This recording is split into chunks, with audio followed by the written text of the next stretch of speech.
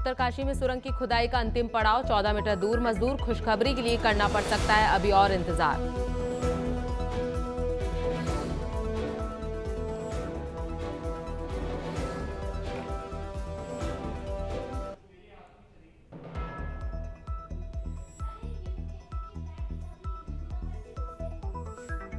Rajouri encounter में शहीद 2 अफसर, 3 जवानों को अंतिम नमन। जम्मू में दी गई श्रद्धांजलि, लोगों में गुस्सा, गम और गर्व।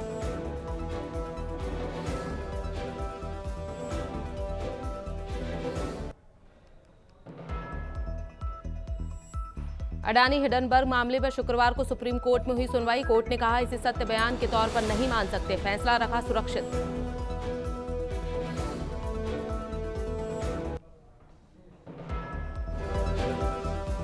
दिल्ली शराब नीति मामले में नहीं मिली आप सांसद संजय सिंह को राहत, बढ़ाई न्यायिक हिरासत। ईडी ने कहा सप्लीमेंट चार्जशीट की जाएगी दाखिल।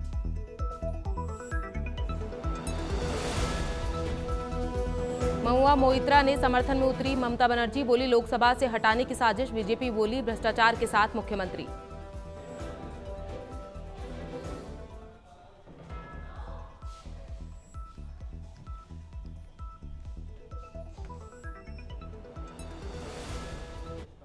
नमस्कार, स्वागत है आपका नवतेज टीवी में और मैं हूं आपके साथ प्रियंका शर्मा। बुलेटिन की शुरुआत करते हैं ताजा खबरों के साथ।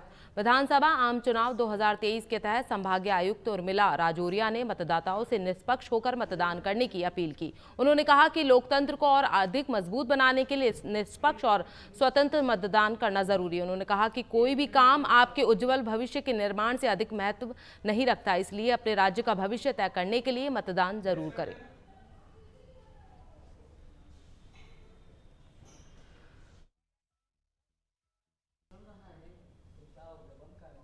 25 नवंबर को होने जा रहे विधानसभा चुनाव से पहले मतदान निष्पक्षतापूर्ण सफल कराने के लिए जिला प्रशासन ने तैयारी पूरी कर ली है। जिला निर्वाचन अधिकारियों ने बताया कि शांतिपूर्ण और निष्पक्ष रूप से चुनाव संपन्न कराने के लिए 157 माइक्रो ऑब्जर्वर, 119 सेक्टर मजिस्ट्रेट और 8 एरिया मजिस्ट्रेट नियुक्त किए गए हैं। जिला निर्वाचन अधिकारी ने बताया कि जिले के चारों विधानसभा क्षेत्रों में 1136 मतदान बनाए गए हैं, जिनमें से प्रत्येक विधानसभा क्षेत्र में 8-8 मतदान केंद्र महिलाओं और 1-1 मतदान केंद्र दिव्यांगजनों और युवाओं द्वारा संचालित किए जाएंगे। इसके अतिरिक्त प्रत्येक विधानसभा क्षेत्र में विशेष थीम पर एक आदर्श मतदान केंद्र भी बनाए गए हैं।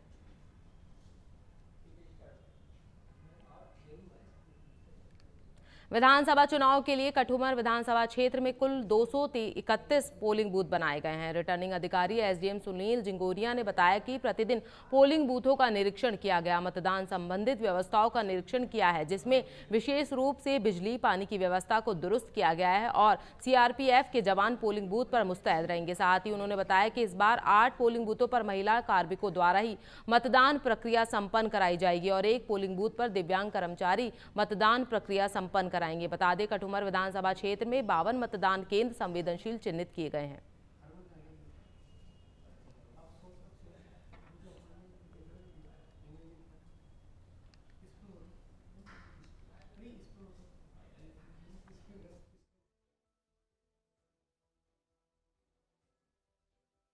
जैसा कि सभी को पता है, कल विधानसभा चुनाव में मतदान होना है और जिसकी तैयारी में सीआरपीएफ की टीम भी यहाँ पूर्व से आई हुई है, लगातार गश्त जारी है और जो क्रिटिकल बूथ हैं उन पे अलग से सीआरपी की हाफ सेक्शन लगाई गई है, जो भी सभी क्रिटिकल बूथों पर पहुंचा दी गई है। पार्टियां अभी जो अलवर से रवाना हुई हैं अभी पहुंची नहीं है, लगभग आधे घंटे में जो पोलिंग पार्टियां हैं वो भी पहुंच जाएंगी और बड़ी निष्पक्षता और से चुनाव करवाया जाएगा। नहीं, पूरा कंप्लीट जाब्ता है। जैसे सभी अधिकारियों के साथ में एक सेक्शन हाफ सेक्शन लगा हुआ है जो लगातार राउंड पे रहेंगे और ऐसी स्थिति नहीं आने देंगे कि यहाँ लॉ एंड ऑर्डर की स्थिति आए और लगातार उन पर जो आपराधिक तत्व हैं उन पर लगातार निगरानी रखेंगे। प्रतापगढ़ धरियावद विधानसभा क्षेत्र में चुनाव शांतिपूर्ण तरीके से संपन्न कराने को लेकर चुनाव का जिला मुख्यालय से हाई सेकेंडरी ग्राउंड से मतदान दलों की रवानगी गई। इस दौरान यहां पर मतदान दलों की कर्मचारियों को ईवीएम मशीन और मतदान करने के सामग्री देते हुए यहां से मतदान वाहनों के साथ रवानगी की गई। इस दौरान चुनाव पर्यवेक्षक कुशवाहा और जिला निर्वाचन अधिकारी डॉक्टर इंद्रजीत यादव की मौजूदगी में परीक्षण दिया गया।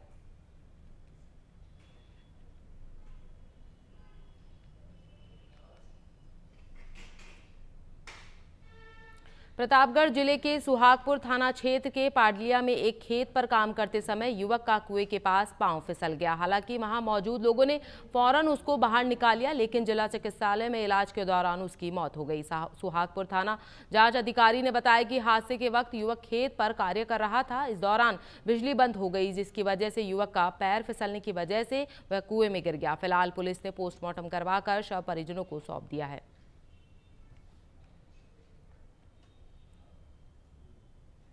वहीं खबर कोटा से है, जहां अनिल कुमार को कोटा डिस्ट्रिक्ट ताइक्वांडो एसोसिएशन के अध्यक्ष बनाया गया है। बता दें, कोटा डिस्ट्रिक्ट ताइक्वांडो एसोसिएशन की कार्यकारिणी का चुनाव लेजेंड स्पोर्ट्स एकेडमी में हुआ, जिसके बाद अब चुनाव परिणामों की घोषणा की गई और अध्यक्ष पद पर अनिल कुमार को नियुक्त किया गया।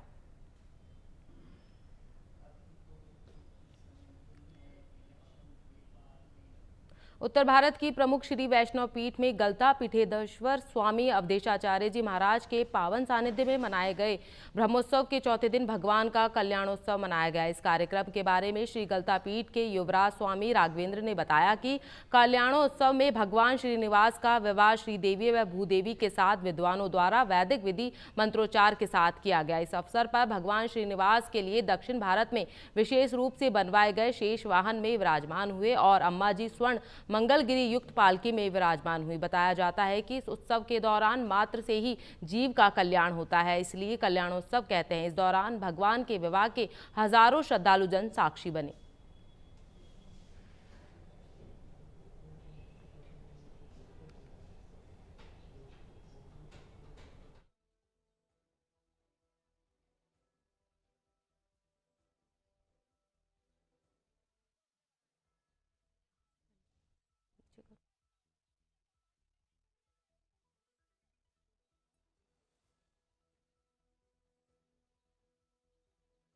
उत्तर भारत की श्री वैष्णव पीठ में गलता पीठाधीश्वर स्वामी अवधेशाचार्य जी महाराज के पावन सानिध्य में मनाए जा रहे ब्रह्मोत्सव के चौथे दिन भगवान का कल्याणोत्सव मनाया गया। इस कार्यक्रम के बारे में श्री गलता पीठ के युवराज स्वामी राघवेंद्र ने बताया कि कल्याणोत्सव में भगवान श्रीनिवास का विवाह श्रीदेवी व भूदेवी के साथ विद्वानों द्वारा वैदिक विधि एवं मंत्रोच्चार के साथ किया गया। इस अवसर पर भगवान श्रीनिवास के लिए दक्षिण भारत में विशेष रूप से बनवाए गए शेष वाहन में विराजमान हुए और अम्मा जी स्वर्ण मंगलगिरी युक्त पालकी में विराजमान हुई। बताया जाता है कि इस उत्सव के दर्शन मात्र से ही जीव का कल्याण होता है, इसलिए इसे कल्याणोत्सव कहते हैं। इस दौरान भगवान विवाह के हजारों श्रद्धालु साक्षी बने।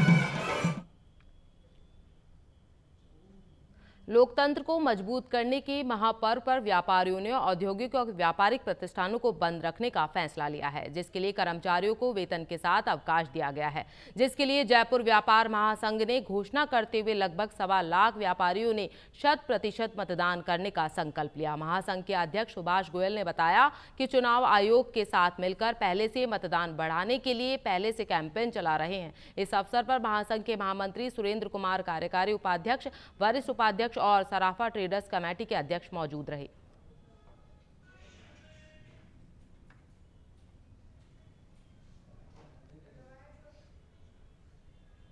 ये कोई मांग आज भी खड़ी है हमारी, हम कभी नहीं मना कर रहे। आज हमारे कपड़े वालों को रिलैक्सन मिला है, आज जूते वालों को थोड़ा कम मिला है, नहीं मिला है, हम उनके साथ खड़े हैं। व्यापारिक संगठनों का काम है सरकार और व्यापारियों की मध्यस्थता करना और उनको रिलैक्सन दिलाना, लेकिन बोर्ड का उद्देश्य ये नहीं है। बोर्ड का उद्देश्य है कि हमारा व्यापार सुगमता से चले, व्यापार अच्छा हो, हमारे अच्छी सुविधाएं हो। और एक बात क्यों जोड़ा जा रहा है, हम रोड बनाने के लिए जयपुर व्यापार महासंघ या व्यापारी बोलते हैं, सर ये जनता की सुविधा के लिए बोल रहे हैं। हम संगठित हैं, संगठित का काम है कि हम हमारी बात, जनता की बात और हमारी बात उन तक पहुँचाएँ। आप भी जनता की बात पहुँचाते हो, हमारी व्यापारियों की पहुँचाते हो। अगर सुलभ नहीं है बाजार में तो हमारा काम है कि सुलभ बनवाया जाए, जिससे आने वाले ग्राहकों को, टूरिस्ट को सुविधा मिले। हम लोग वो काम करने जा रहे हैं। हम अपना नहीं कर रहे, हम सबका कर रहे हैं, हमारा तो साथ में है ही। हम चाहते हैं कि पर्यटक भी बढ़े और लोकतंत्र मजबूत हो। हमारा उद्देश्य है, हम किसी बिल्कुल साफ शब्दों में, हमारे को किसी पार्टी से कोई लेना देना नहीं है, ना हमको और है। हम सिर्फ लोकतंत्र उत्सव के लिए 2 महीने से लगातार मेहनत कर रहे हैं सर। हमने ई रिक्शाओं पे लगाए, आपने दीपावली में भी थीम देखी होगी, हमारे काफ़ी बाजारों ने पूरी दीपावली में थीम लगाई, फ्लैक्स लगाए। राजस्थान विधानसभा चुनाव के लिए कल मतदान होने जा रहे हैं। मकराना के सभी मतदान केंद्रों पर मतदान दल पहुंच गया है। बता दें, मकराना विधानसभा में 253 बूथ बनाए गए हैं। इनमें भी 96 बूथ संवेदनशील माने गए हैं। कल सुबह 7 बजे से शाम 6 बजे तक लोग मतदान कर सकेंगे। वहीं महिलाओं में मतदान के प्रति जागरूकता बढ़ाने के लिए चुनाव आयोग ने इस बार 8 बूथ पर केवल महिला मतदान कर्मियों को ही तैनात किया है। विधानसभा चुनाव में 50% बूथ पर सीधे वेबकास्टिंग होगी, जहां का सीधा प्रसारण कलेक्टर, एएसपी और कंट्रोल रूम में दिखाई देगा। मतदान के दौरान स्थानीय पुलिस के अलावा बीएसएफ के जवान, QRT, special alt force, RAC के जवान भी तैनात रहेंगे।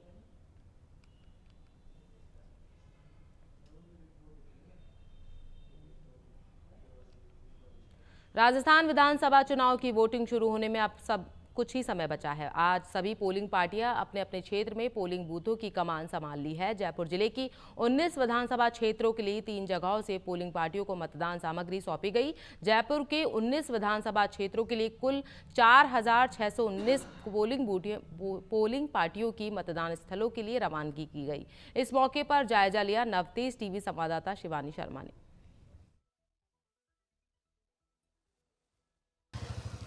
राजधानी जयपुर की 19 विधानसभाओं पर कल सुबह 7 बजे से मतदान शुरू हो जाएंगे। आपको बता दें कि 3 केंद्रों से पोलिंग पार्टियों को मतदान की सामग्री सौंपी जा रही है। बताना चाहेंगे, जयपुर की 19 विधानसभा क्षेत्रों के लिए कुल 4619 पोलिंग पार्टियों को मतदान स्थलों के लिए रवाना किया जा रहा है। जानकारी के लिए बताना चाहेंगे, दिल्ली रोड स्थित जामियातुल हिदाया यूनिवर्सिटी से पहली पारी में 6 विधानसभा क्षेत्र के लिए 1376 पोलिंग पार्टियां कोटपुतली, विराटनगर, शाहपुरा, दूसरी पारी में जंबा रामगढ़, बस्सी, हवा महल के साथ भवानी शिक्षा निकेतन परिसर से चौमू, फुलेरा, आमेर, झोटवाड़ा और द्वितीय पारी के लिए विद्याधर नगर, किशनपोल, सिविल लाइंस के मतदान दलों के लिए रवाना किया गया है।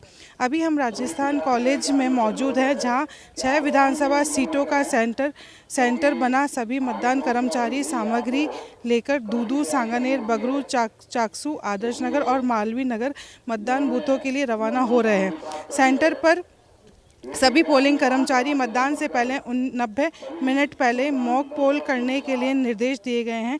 मॉक पोल में प्रत्येक कर्मचारी 3 या 4 बार प्रयोग करके उपरांत ईवीएम मशीन को वोटों के लिए गणना की जाएगी। उससे पहले आपको बताना चाहेंगे कि जितने भी जो भी कर्मचारी इन मशीनों को लेके जा रहे हैं, वो सब पूर्ण रूप से इन मशीनों को टेस्ट करेंगे, साफ करके पोलिंग बूथ पे लगाए जाएंगे। कैमरा पर्सन राकेश के साथ मैं शिवानी शर्मा, नवतेज टीवी, जयपुर। राजसमंद विधानसभा क्षेत्र में कांग्रेस पार्टी के एक पूर्व पार्षद का वीडियो वायरल हो गया। वायरल वीडियो में पूर्व पार्षद प्रकाश कुमावत मुख्यमंत्री अशोक गहलोत के साथ 7 गारंटी वाले पंपलेट के साथ कुछ पैसे देते हुए नजर आ रहे हैं। वीडियो के बाद भारतीय जनता पार्टी के पदाधिकारी ने जिला निर्वाचन अधिकारी नीलाभ सक्सेना से शिकायत की और कांग्रेस नेता के खिलाफ उचित कार्रवाई करने की मांग की है। हालांकि इस वीडियो की नवतेज टीवी पुष्टि नहीं करता है।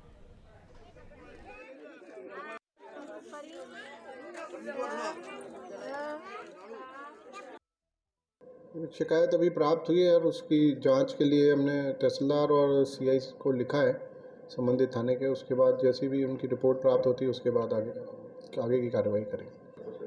वो तो 171B में है, आईपीसी में, सीआरपीसी में लिखा हुआ है, तो उसके अकॉर्डिंग जो भी होगा, एक बार वो रिपोर्ट आ जाए उसके बाद फिर अकॉर्डिंगली जो कानून के अनुसार कार्रवाई करें।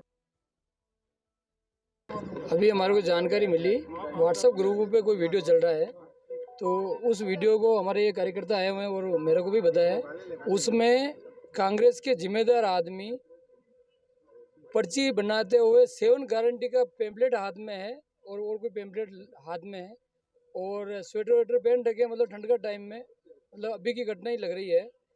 और उसमें पैसे दे रहे हैं और पैसे देते हुए गिनते हुए हाथ से इधर उधर देते हुए, और पूरा वीडियो स्पष्ट है। इस प्रकार की घटना वीडियो पे हमने देखने पर ये हम सभी कार्यकर्ताओं को सूचना दी और हम यहाँ आए। कलेक्टर साहब है नहीं है, और अभी कार्यकर्ता सभी यहाँ जो आरओ साहब है, एसडीएम साहब, उससे मिल के आए कि कोई भी हो इस प्रकार से भ्रष्टाचार करके यदि वोट लेना चाहे और चुनाव को प्रभावित करे तो ये गलत है। किसने दिया, क्या दिया, वो तय करना ये जो एसडीओ है, आरओ साहब है, उनका है। वीडियो उनको अभी कार्यकर्ताओं ने उपलब्ध करा।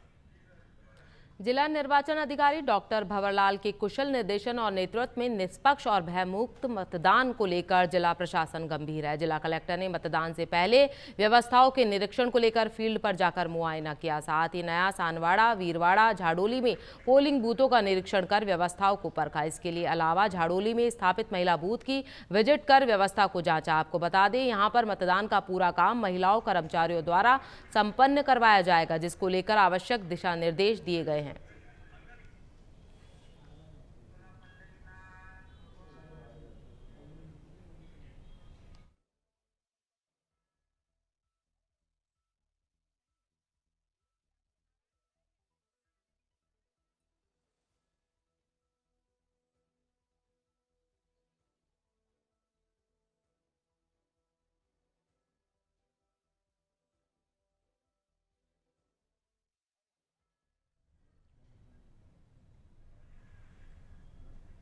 राजस्थान में कल मतदान होना है। लोकतंत्र के महापर्व में राजस्थान की जनता कल अपने मत का प्रयोग करेगी। आपको बता दें, मतदान से पहले एक तमाम राजनीतिक दलों के प्रत्याशियों ने, कार्यकर्ताओं ने, स्टार प्रचारकों ने प्रचार प्रसार करने में किसी भी प्रकार की कोई कोर कसर नहीं छोड़ी। चुनाव के समय अक्सर आपने सुना, पढ़ा या देखा होगा, कोई एक ऐसा विवाद होता है जो कहीं ना कहीं चुनाव के दौरान और चुनाव के बाद भी सुर्खियों में रहता है। ऐसा एक विवाद, या यूं कहे कि विवादित ऑडियो 2 दिन पहले तमाम सोशल मीडिया प्लेटफॉर्म पर खूब सुर्खियां बटोर रहा है। हालांकि हम आपको पहले ही बता दें कि नवतेज टीवी इस ऑडियो की पुष्टि नहीं करता है, लेकिन यह ऑडियो जिस व्यक्ति ने वायरल किया है, उस व्यक्ति महावीर उपाध्याय से नवतेज टीवी ने की खास बातचीत और जाना कि आखिर चुनावों से मात्र कुछ दिन पहले ऐसी क्या परिस्थितियां उत्पन्न हुई कि उनको यह काम करना पड़ा।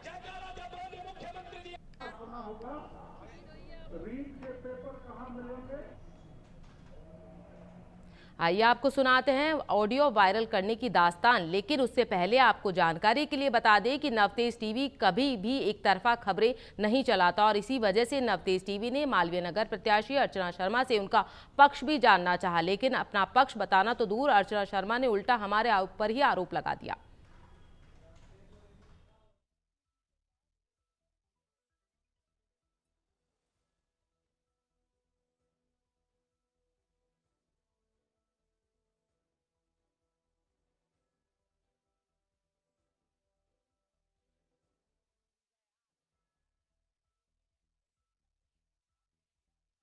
राजस्थान में कल मतदान होने हैं। आपको बता दें कि मतदान के पहले सभी पार्टियों ने अपनी अपनी तरफ से कोई कोर कसर नहीं छोड़ी अपने प्रचार प्रसार में, और जाहिर सी बात है जब भी मतदान होता है तो कुछ एक आध किस्से भी ज़रूर होते हैं। ऐसा ही एक किस्सा 2 दिन पहले हुआ जब मालवीय नगर से कांग्रेस की प्रत्याशी अर्चना शर्मा के कुछ ऑडियो वायरल हुए। हालांकि नवतेज टीवी उसकी पुष्टि नहीं करता है, लेकिन वो ऑडियो कैसे वायरल हुए, उन्हें किसने वायरल किया, इस बारे में जानकारी देने के लिए हमारे साथ महावीर उपाध्याय जी मौजूद हैं। महावीर जी, सबसे पहले तो बहुत बहुत स्वागत है आपका नवतेज टीवी पर। जो ऑडियो जो वायरल हुए अर्चना शर्मा जी के, जिसमें कुछ पैसे के लेन देन वाली बात थी, तो उसके बारे में कुछ बताइए आप। सर, इन्होंने क्या किया कि मैं इनके साथ काम करता था, तो इन्होंने मुझे कुछ ऐसे कानून विरुद्ध काम के लिए बाधित किया, तो मैंने इनको इनकार कर दिया। तो फिर मैंने काम छोड़ने लग गया। इन्होंने मुझे काम पे लाने के लिए बहुत प्रेशर किया। इन्होंने मेरे घर पे हमला किया, जिसके मेरे पास फुटेज हैं। मेरी वाइफ को जैसे हाथ पकड़ के इन्होंने घर से बाहर ले गए, ये मेरे घर पे जाके हमला कर रहे हैं। सारे के सारे ये गुंडे साथ लेके, लाठी वाले लोग साथ लेके गए। ये लाठी वाले लोग हैं, ये मेरे घर में घुसे हैं, ये सब लोग। तो इस घटना के बाद मैंने काम छोड़ने के थोड़े दिन बाद में 21 की घटना है, अगस्त की, ये मेरे घर पे गए। घर पे जाने के बाद में मैंने मेरी पत्नी ने इनके खिलाफ एक मुकदमा दर्ज कराया। 212 नंबर का महिला थाने में मुकदमा दर्ज है। जैसे ही ये वहाँ से आते हैं और उस मुकदमे से बचने के लिए इन्होंने, इनका एक कार्यकर्ता है श्याम सतवानी, जो पूर्व ब्लॉक अध्यक्ष हुआ करता था, वो इस फोटो में स्पष्ट दिख रहा है, वो यहाँ गया हुआ था। ये बीच में श्याम सतवानी करके है, ये गया। इसने आते ही जवाहर सर्किल थाने में मेरे खिलाफ एक मुकदमा दर्ज कराया। धोखाधड़ी इसी प्रकार का, बल्कि उसके किसी प्रकार की कोई लेन देन कुछ नहीं हुई। दूसरा, इनके मेरे नीचे काम करता था महेश रेसवाल, इनके पास ही काम करता था। इसने मेरे खिलाफ जेएलएन मार्ग पे घटना दिखाते हुए 3 लूटपाट इस प्रकार का मुकदमा दर्ज कराया। इस प्रकार की कोई घटना नहीं हुई। और इन्होंने फिर तीसरा मुकदमा मेरे पास एक संतोष अनीता कंवर से कराया। इन्होंने 3-4 मुकदमे मेरे खिलाफ 1 से 1.5 माह के अंदर करा दिया उस मुकदमे से बचने के लिए। और मेरे घर पे पुलिस का पहरा रखा 2 माह तक और मेरे परिवार को प्रताड़ित किया गया। उस घटना से मैंने भी सोचा कि मैंने मैं फरार रहा, लोगों के पास गया, नेताओं के पास, सभी पार्टियों के नेताओं के पास गया। नेताओं के पास जाने के बाद में जब मेरे को कुछ मदद मिली और CIDCB में मेरे को तरह तरह की धमकियाँ आई इस नंबर पे। जैसे मैं कॉल करता था तो इस नंबर से कॉल में लिखे होते, जयपुर में मेरी लोकेशन आती है, मेरे खिलाफ मुकदमा दर्ज हो जाता। सभी मुकदमे मालवीय नगर विधानसभा क्षेत्र में दर्ज हुए, ये विधानसभा लिखा रखा है। तो ये घटनाक्रम चलता रहा, चलता। इन्होंने 27 अगस्त को मेरे को एक फ़ोन कराया, एक इनका पार्षद पति है और कार्यकर्ता है मदन यादव जो बिल्डर है, उससे कि आप इनके तरह तरह के लोगों से समझौते के लिए दबाव डालाते थे। मैं भी कॉल करता था क्योंकि मेरा पैसा इनमें 32 लाख रुपए, 12 लाख मेरे मिलने वाले से दिलाया हुआ था और 20 लाख मेरा था। इन्होंने किसी बड़े बिजनेस के नाम पे प्रलोभन दे के दिया था। इन्होंने उस पैसे को मकान में लगा दिया, बोले दे देंगे। पागल बनाते। उसके एविडेंस मैंने पुलिस को साक्ष्य के रूप में जो भी थे उन्हें दे दिए। वो फाइल पूरी CIDCB में डल गई, सब ने लिख के दे दिया इनके तीनों लोगों ने कि हम कार्रवाई नहीं चाहते, क्योंकि झूठे थे, उनमें कोई सबूत नहीं था, मेरे में सबूत था। 27 तारीख को ये कहते हैं कि आपके किसी महिला के साथ ऑडियो वीडियो बना देंगे, वो कर देंगे, आपको बदनाम कर देंगे, मुंह दिखाने लायक नहीं छोड़ेंगे, उस महिला को नहीं छोड़ेंगे। महिला ने भी थाने में मुकदमा दर्ज किया, उसका भी नहीं हुआ। मैंने भी 200 पुलिस को दिया, मेरा भी मुकदमा दर्ज नहीं हुआ। मेरे खिलाफ इन्होंने जो 4 मुकदमे पवन मीना JN ने उसने कराया, वो सारे मुकदमे मेरे पे ऐसा दर्ज हो गया। उस दरमियान मुझे ऐसा लगा कि मैं आज भी उस देश में रह रहा हूँ जहाँ पे आज़ादी, हर आदमी स्वतंत्र नहीं रह सकता है और न्याय की उम्मीद नहीं है। मैंने मुख्यमंत्री महोदय से मिलने के लिए देवराम जी से मैं मिला, कई बार टाइम लिया, लेकिन मुझे कहीं भी नहीं मिला। मैं कांग्रेस नेताओं के पास भी भटका। इस चलते इन्होंने 27 तारीख को मेरे पे वो कराया। 30 तारीख को CIDCB से एक लेटर निकलवाते हैं कि आपने जो अर्चना शर्मा के खिलाफ 212 नंबर का मुकदमा करवा रखा है, उसमें तुरंत प्रभाव से समझौता कर लीजिए। और अर्चना जी ने एक लेटर भेजते हैं मेरे घर पे, लेटर जाता है और लेटर जाते ही तुरंत प्रभाव से, ये मैंने हाई कोर्ट से स्टे लिया था गिरफ्तारी पे, तो इन्होंने वो लेटर भेजते हैं। मेरी बेटी आती है, मेरी बेटी जाती है, तो वो कहते हैं कि आपके पापा को बुलाइए, आपसे कोई मतलब नहीं है।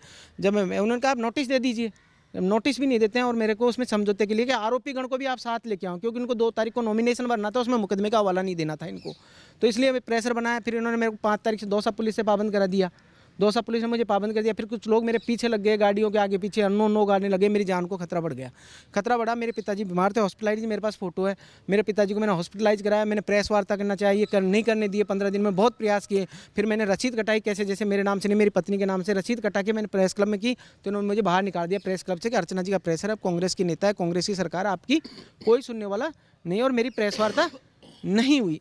उससे 2 दिन पहले मुझे मालूम था कि मेरे साथ, मुझे पहले ही ये तो अंदेशा था कि मेरी हत्या हो सकती है, और आज भी मुझे अंदेशा क्या, पूरी 100% मैं दावे के साथ कह सकता हूँ कि जैसे ही मैं मेरे परिवार से मैं अलग निकलने की कोशिश करूँगा तो मेरी हत्या ये कभी भी करा सकते हैं। इनके पास इस तरह के लोग हैं। मैं जैसे मेरी जान बचा के मैं प्रेस क्लब पहुंचा, उससे 1 दिन पहले मैंने मेरे परिवारजनों को, मिलने वाले को, शुभचिंतकों को, मैंने कुछ मेरे पास एविडेंस के तौर पे थे वो उनको दे दिए थे। 5-10 लोगों को उनको ये कह दिया था मेरे साथ भी कोई भी घटना हो तो इनको वो कर देना। मेरी बेटी, मेरी पत्नी, सबको मैंने मतलब ये चीज़ें दे दी थी। प्रेस वार्ता नहीं करनी थी, मैं मेरी शांति से, मेरे पार्टी पॉलिटिक्स से मुझे कोई लेना देना नहीं था, बीजेपी कांग्रेस से मैं मेरे पक्ष रख के और मैं जाना चाह रहा था। मैं माफ़ कीजिएगा, आपको बीच में टोक रहा हूँ। प्रेस क्लब का आपने यहाँ पर उल्लेख किया है, तो वहाँ से आपको किसने मना करा कि हमारे राधा रमन जी जो वहाँ के प्रेसिडेंट हैं, उन्होंने आपके एक पत्रकार बंधु ने बात कराई। उन्होंने कहा कि यार आप तो आज हो कल नहीं हो। मैंने कहा सब स्वतंत्र एजेंसी है। बोले राधा रमन जी ने कहा कि अर्चना जी जो कांग्रेस की नेता हैं उनसे हम पंगा नहीं ले सकते, 2 बार की प्रत्याशी हैं और आने वाले चुनाव में वो तीसरी बार प्रत्याशी बन चुकी हैं।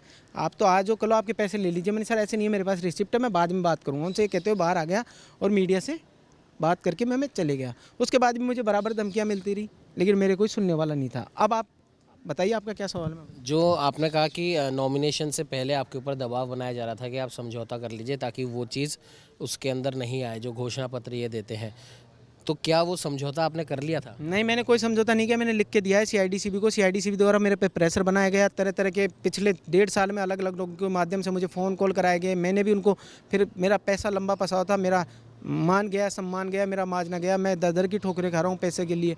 मतलब इतना मैं छोटा सा आदमी, मेरे पिताजी का मैं इससे मैं आया, मेरा पैसा था वो मैंने उनसे लिया था और इन्होंने मेरे से वो पैसा ले लिया। इन्होंने तो उसके बाद मैंने मेरे द्वारा वो ऑडियो की पुष्टि की जाती है, मेरी आवाज़ और अर्चना जी की आवाज़ मेरे फ़ोन में। ये और आजकल सिस्टम आता है, सिस्टम में वो कुछ मेरे एविडेंस के तौर पे मैंने। तो ये जो ये मामला आप लगभग 1 महीने पुराना आप बता रहे हैं, ये सारा जो मामला है, लेकिन ये ऑडियो जो वायरल हुए शायद अभी 2-3 दिन पहले ही हुए हैं। जी जी जी जी 2-3 दिन पहले के। तो ये आपने मतलब ये ऑडियो जो आपने वायरल किए, इसके पीछे आपका क्या कारण रहा?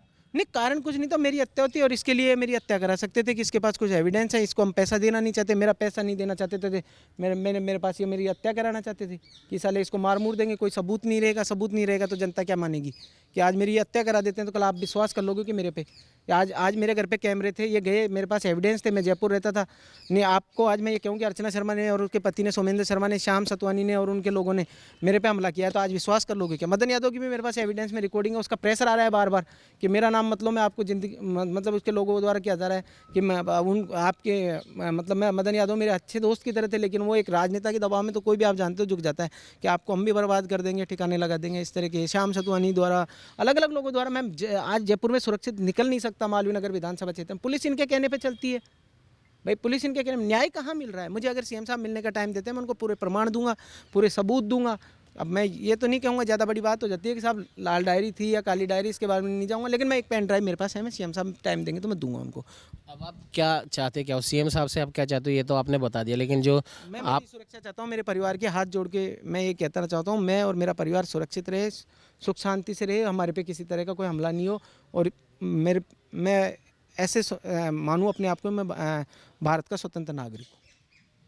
ये थे हमारे साथ महावीर उपाध्याय जी। इनका साफ तौर पर कहना है कि मालवीय नगर से जो विधानसभा प्रत्याशी हैं कांग्रेस की अर्चना शर्मा के ऊपर इन्होंने आरोप लगाए। इनका कहना है कि पहले ही उनके पास नौकरी करते थे, लेकिन कुछ गैरकानूनी काम के लिए इन्हें कहा गया जिसके लिए राजी नहीं हुए, उसके बाद इन्होंने वहां से अपना काम छोड़ दिया। लेकिन उसके बाद लगातार इनके ऊपर दबाव बनाया जा रहा था कि ये वापस से अर्चना शर्मा जी को ज्वाइन करें। और जो कथित जो 2 या 3 दिन पहले जो ऑडियो वायरल हुए, महावीर जी ने कहा है कि ये उनमें उन्हीं की आवाज़ है और ये ऑडियो उन्होंने इसीलिए वायरल किए ताकि लोगों को ये विश्वास हो कि आपका जो जनप्रतिनिधि है वो कितने प्रकार के गलत कामों में लगा हुआ है, और जो भी व्यक्ति उन कामों को करने से मना करता है तो उस पर किस प्रकार से दबाव बनाया जाता है। हालांकि अब ये पूरी कानूनी प्रक्रिया है, कानून इस पूरी प्रक्रिया का समाधान करेगा, लेकिन महावीर जी का साफ तौर पर यह कहना है कि इन्हें अपनी जान का खतरा है और ये कानून से मुख्यमंत्री अशोक गहलोत से ये मांग करते हैं कि इन्हें जल्द से जल्द सुरक्षा प्रदान की जा सके। सहयोगी कैमरामैन अजय के साथ उमंग माथुर, नवतेज टीवी, जयपुर। पर्यटन नगरी मसूरी एक ऐसा स्थान है जहां प्रकृति ने अपनी सुंदरता को जमकर बिखेरा है। यही कारण है कि मसूरी विश्व के अन्य पर्यटक स्थलों से अलग है। प्राकृतिक सौंदर्य के साथ ही यहां पर शीतकाल में दिखने वाली विंटर लाइन का दृश्य प्रकृति प्रेमियों को आकर्षित करता है। देहरादून के ऊपर दिखने वाली सीधी लाल सुर्ख रंग की रेखा को ही विंटर लाइन कहते हैं। यह प्रकृति की विशेष घटना है जिसके तहत पश्चिम दिशा में जब सूर्य अस्त होता है तो सूर्य की लालिमा एक लाल रंग की सीधी क्षैतिज रेखा के रूप में नजर आती है। इसका सबसे अधिक मनोहारी दृश्य नवंबर माह में होता है। इतिहासकार गोपाल भारद्वाज बताते हैं कि विंटर लाइन को देखने के लिए देश विदेश के पर्यटक आते हैं, लेकिन इसके प्रचार प्रसार की कमी के कारण आम लोगों तक इसकी जानकारी और महत्वता नहीं पहुंच पाती है।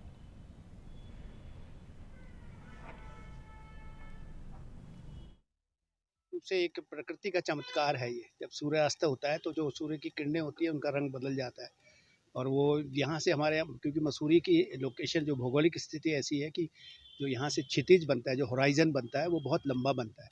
तो ऐसी स्थिति वाले जो भी जगह ऊंची होगी वहाँ पे जब सूर्यास्त होगा तो ये लाइन बनती है। और ये पहले तो मैं सुनता था कि स्विट्ज़रलैंड में और हमारी मसूरी में बनती है, अब लेकिन कहीं कहीं कुछ और देशों में भी ज़रूर बनती होगी। जैसे मैंने इसका बताया, ये एक फिनोमिना है, इसे इसके लिए अंग्रेजी में वर्ड होता है नेचुरल फिनोमिना या प्राकृतिक चमत्कार है। और ये मसूरी का सौभाग्य है कि यहाँ ये दिखाई देता है, और बहुत लंबा, जैसे मैंने आपको बताया पूरा होराइजन है काफ़ी मील लंबा, तो उसमें हमारे को यहाँ से दृष्टि गोचर होता है। और प्रकृति का है ही यहाँ, तो इसीलिए कई सालों से आप जानते हैं विंटर लाइन फेस्टिवल यहाँ नगर पालिका करवाती है और ऑटम फेस्टिवल कमेटी करवाती है, तो इसीलिए होता है। मसूरी का ये मैंने आपको बताया ना, पर्यटकों का आकर्षण केंद्र तो है ही, और एक मसूरी के लिए भी सौभाग्य की बात है, यहाँ से ये दिखाई देता है। विंटर लाइन एक कुदरत का ही करिश्मा कहेंगे वो, हालांकि इसमें इसका कोई वो नहीं है, लेकिन जैसे सूरज शाम को ढलता है पहाड़ियों की रानी मसूरी में, तो देहरादून के इलाके में पूरी एक क्षैतिज रेखा लाल रंग की दिखाई देती है। और ये रेखा जो बनती है इससे टूरिस्ट बड़ा आकर्षित होता है, क्योंकि ये पूरी दुनिया में स्विट्जरलैंड से और एक मसूरी से दिखाई देती है। इसलिए टूरिस्ट इस विंटर लाइन को देखने के लिए मसूरी आते हैं। इससे यहाँ के पर्यटन को लाभ मिलता है। हालांकि सरकार की तरफ से अब इसको पर्यटन के नक्शे में लाया गया है और इसका मान सम्मान बढ़ाने के लिए अब यहाँ पर विंटर लाइन कार्निवाल भी होने लगा है। खबर हरियाणा के फतेहाबाद से है, जहां भट्टूकला में भूमि सुधार आंदोलन आज चौथा दिन भी जारी रहा। सेमग्रस्त गांवों की समस्या के स्थायी समाधान की मांग को लेकर 21 नवंबर से तहसील कार्यालय के सामने धरना प्रदर्शन किया जा रहा है, जिसकी अध्यक्षता युवा किसान नेता कमल बिस्ला ने की। उनके इस आंदोलन को युवा कांग्रेस जिला उपाध्यक्ष भजन लाल माचरा का भी समर्थन मिला।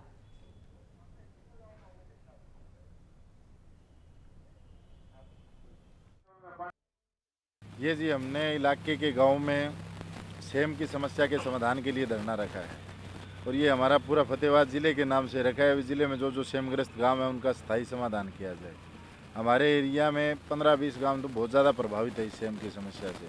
गांव में लगभग 80% कहीं पर 70% ज़मीन प्रभावित है। खेतों में लोगों के बिजाई भी करनी पड़ती है, 500 रुपये लगते हैं, परंतु उसमें पैदा नहीं होती, दाना उगता नहीं है। तो इस कारण से बड़ा भारी नुकसान और 10-15 सालों से लोग झेल रहे हैं। लोग कर्जवान हो चुके हैं और मकानों में दरारें आ चुकी है लगभग हर गांव में, ज़्यादातर घरों में, और 10-10 फुट तक 5-5, 7-7 फुट तक सेम आ चुकी है, उन घरों में चढ़ चुकी है। सर समस्या सेम को लेकर है। सेम की इतनी बड़ी समस्या है, हम लोग इतने परेशान हैं इससे। करीबन 10-12 सालों से हम लोग गाँव में इस चीज़ को झेल रहे हैं। सेम ने लोगों को इतना पिछड़ वर्ग में ला दिया है, बच्चों को पढ़ाने के लिए, घर में राशन के लिए भी हर आदमी एक दूसरे का मोहताज हो चुका है। कुछ किसान ऐसे हैं जो घर से बाहर ही नहीं निकलते। लोगों के ये टप्पे सुनने को मिल रहे हैं, बोलो वो फलाने के पीछे देवा गया हूँ जी, गाँव में दानों को नहीं होने ला रहे हो, सरकार सुनने को लाग रही। सरकार से हाथ जोड़ के विनती है भी या तो जल्द से जल्द इसका समाधान किया जाए। इसके लिए हमें सरकार आगे आने पर मजबूर ना करे, ताकि हम इस धरने को बड़ा रूप दें। और किसानों से हमारी ये अपील है भी जल्द से जल्द इस धरने को बड़ा रूप देंगे तभी सरकार झुकेगी। एक करके हम लोग जाते हुए हमें 10 साल हो गए हैं, सरकार ने हमारी कोई सुनी नहीं है। झूठे आश्वासन देते हैं, आज आपके गांव के लिए ये कर दिया, आज आपके गांव के लिए ये कर दिया। हम तो लोगों से यही अपील करेंगे भी जिस भी गांव का समाधान हो वो सुलझित हो, बढ़िया तरीके से हो। धरने के लिए हमारा कहना यही है जी, जो हमारा यह धरना रखा गया है, जो सेम की समस्या को लेकर हमारे भट्टू ब्लॉक के सभी गांवों के लिए, जो आज 10 साल से सेमग्रस्त एरिया है हमारा, और हमारी कोई सरकार पे ऊपर कोई सुनवाई नहीं है। 10 साल में हमारा किसान है जो पिछड़े वर्ग के बराबर हो चुका है। जो आज किसी के पास अगर 5 एकड़ ज़मीन है तो उसके पास 5 एकड़ ज़मीन है, उसके ऊपर कर्जा उससे डबल है। तो हम तो सबसे पहले तो बधाई देते हैं कमल जी बिस्ला को, क्योंकि इन्होंने अगुवाई करके और ये धरना रखा है। तो हम हमारे इलाके के पूरे किसानों की तरफ से हम साथ हैं, और जब तक हमारा कोई समाधान नहीं होगा हम यहाँ लगे रहेंगे। उत्तर प्रदेश के जनपद अलीगढ़ के थाना टप्पल क्षेत्र में बिजली की हाई टेंशन लाइन के तारों से निकल रहे करंट लगने से व्यक्ति की मौत का मामला सामने आया है। परिजनों ने बिजली विभाग की लापरवाही के चलते जिम्मेदार अधिकारियों को व्यक्ति की मौत का जिम्मेदार ठहराया है। सूचना मिलते ही पुलिस मौके पर पहुंची। पुलिस ने शव को कब्जे में लेकर पोस्टमार्टम के लिए मोर्चरी में रखवाया है। वहीं मृतक के परिजनों का आरोप है कि बिजली विभाग की लापरवाही के चलते पहले भी कई हादसे हो चुके हैं, जिससे ग्रामीणों ने शिकायत द्वारा बिजली विभाग के अधिकारियों को लिखित में की, लेकिन शिकायत के बावजूद भी बिजली के तारों को ऊपर नहीं किया गया। ये भाई है, हमारा चचाजाद भाई है। क्या नाम है इनका? नाम लोकेंद्र है इसका। इनके पिताजी का? पिताजी का श्री गुलजार सिंह। कैसे मृत्यु हुई थी इनकी? ये बिजली विभाग की लापरवाही की वजह से जो तार हैं वो बहुत नीचे हैं, छत पे जो है काम करने के लिए चढ़े हो आते जो है बिजली पकड़ ली, बिजली को करंट मार दिए, आते अपन हो जो है को बस्ट खुल गए। तो कहाँ के रहने वाले, कहाँ की घटना हुई है ये सालपुर की है ये घटना। सालपुर की है। हाँ। तो तार काहे के थे? तार बिजली के 11,000 जा रही। अच्छा। 11,000 के तार हैं। तो इसकी कंप्लेंट वगैरह पहले भी की है क्या कभी? पहले कंप्लेंट करिए कि कंप्लेंट वाले कोई सुनवाई ना करेंगे। नीचे भैया तार, अरे बालक कोई पहले ऐसे 1-2 हादसा पहले है चुके हैं, पर कोई सुनवाई ना है रे। जम्मू कश्मीर के राजौरी जिले में सुरक्षा बल और आतंकियों के बीच मुठभेड़ में अलीगढ़ के थाना टप्पल इलाके के नगरिया गौरेला गांव निवासी सचिन शहीद हो गए। सचिन लौर की 8 दिसंबर को शादी होने वाली थी, जिसके चलते घर में शादी की तैयारियां चल रही थी, लेकिन उनके शहीद होने की सूचना से घर और गांव में मातम सा पसारा हुआ है। तो वहीं हर किसी की आंखें नम हैं। शहीद के पिता रमेश चंद ने बताया कि उनके शहीद हुए बेटे सचिन लौर जम्मू कश्मीर घाटी में भारतीय सेना की विशेष यूनिट में 9 पैरा टम्पर के पद पर तैनात थे, जहां 22 नवंबर की देर शाम परिवार के लोगों की अपने बेटे सचिन लौर से फोन पर बात हुई थी। तो बेटे ने कहा कि पापा अभी तो आतंकवादी और रह गए हैं, उन दोनों बच्चे आतंकवादियों को अपनी गोलियों से सुलटाने के बाद ही वापस आऊंगा, लेकिन आतंकियों से लोहा लेते हुए बेटा शहीद हो गया।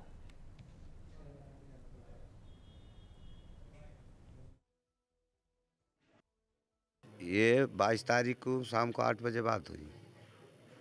22 को 8 बजे शाम को बोले भैया छुट्टी आ जा, तू वहीं लगे रहे, शादी आगे 8 की है अजी कही। वो बोला ऐसे का मतलब 2 बंदे और रह रहे हैं आतंकवादी, इनको सिलटा के जब ही आऊँगा इनको सिलटा के जब ही आऊँगा। कब हुई थी आपकी बात? मैं 22 में 8 बजे जी, और सुबह 7 सवा 7 बजे मैसेज आया हो कि मैं बिल्कुल सही हूँ, घर पर सब सही रही हूँ, कोई दिक्कत मत करो, कैसी हूँ। फिर 21 तारीख को इनने बोलो कि ऐसा करो झंडा मंगाओ, झंडा फहराओ ऊपर, अपने गमले फमले मंगाए वो रखे हैं तो झंडा वो फैलवाओ, और कोई आइटम मंगाए वो खैर थे बाहर सब करे। तो यही का मतलब पड़ा है 6वीं में, जब से यही लगनी फौज में लगूंगा, फौज में लग के कमांडो बनूंगा, जब उग्रवादी ने देखे करूँगा कैसे मारे। मिडिल ईस्ट में फर्जी जीपीएस सिग्नल भेजकर विमानों को भटकाने की खबर सामने आई है। दरअसल जिस तरह के सिग्नल भेजे जा रहे थे वो किसी भी विमान को भटकाने और नेविगेशन सिस्टम को हैक करने के लिए काफ़ी थे, जिसके बाद डीजीसीए ने भारतीय एयरलाइंस को एडवाइजरी जारी की है और कहा है कि एविएशन इंडस्ट्री नए खतरों और जैमिंग के रिपोर्ट के कारण अनिश्चितताओं से जूझ रही है। नेविगेशन के सिस्टम को जाम होने से रोकने के लिए रास्ते ढूंढे जा रहे हैं।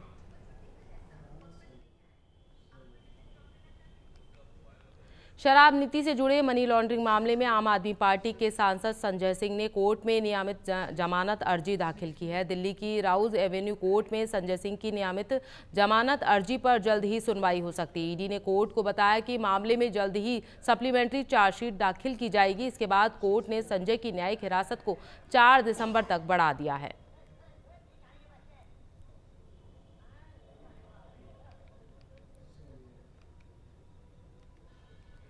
खबर मध्य प्रदेश के गुना से है, जहां बीजेपी प्रत्याशी पन्नालाल शाक्या हमेशा ही अपने साधारण चाल चलन और सामान्य आचरण के लिए चर्चा में बने रहते हैं। ऐसे ही एक बार फिर पन्नालाल शाक्या टैक्सी में बैठकर जन चौपाल करते हुए दिखाई दिए। यह पहली बार नहीं है कि जब शाक्या इतने साधारण तरीके से रहते दिखाई दिए। इससे पहले भी शाक्या कई बार घर के बाहर खड़े तो कभी साइकिल चलाते हुए नजर आए।